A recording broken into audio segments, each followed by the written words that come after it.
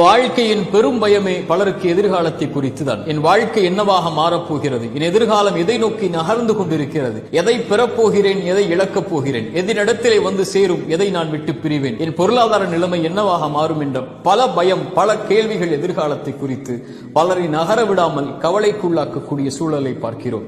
இறைத்தூதர் நம்முடைய மனதை ஆற்றக்கூடிய வார்த்தைகளை சொன்னார்கள். எந்த ஒரு ஆத்மாவும் இந்த உலகத்திலிருந்து மரணித்து விடாது, அதனுடைய வாழ்வாதாரத்தை முழுமையாக்காமல் எனக்கும் உங்களுக்கும் எழுதப்பட்ட கடைசி சொட்டு தண்ணீரை நானும் நீங்களும் அருந்தாமல் இந்த உலகத்தில் இருந்து பிரிந்து விட மாட்டோம். நமக்காக எழுதப்பட்டதை நாம் அடைந்தே தீர்வோம். நம்மிடத்திலிருந்து யாரும் பறித்து விட முடியாது. இறைவனால் முடிவு செய்யப்பட்ட பாதையில் ஏன் பயம் நகர்வதற்கு, ஏன் கவலை? நடப்பவை நடந்தே தீரும். இறைவன் இதை துவங்கும் போது நம்மோடு தான் இருந்தான், முடியும் வரை நம்மோடு தான் இருப்பான். நடப்பவை, அமைக்கப்பட்டவை நம்முடைய பாதையில் நலவாகவே அமைக்கப்பட்டிருக்கிறது என்ற நம்பிக்கையில் முன்னேறுங்கள். இறைவன் இருக்கிறான்.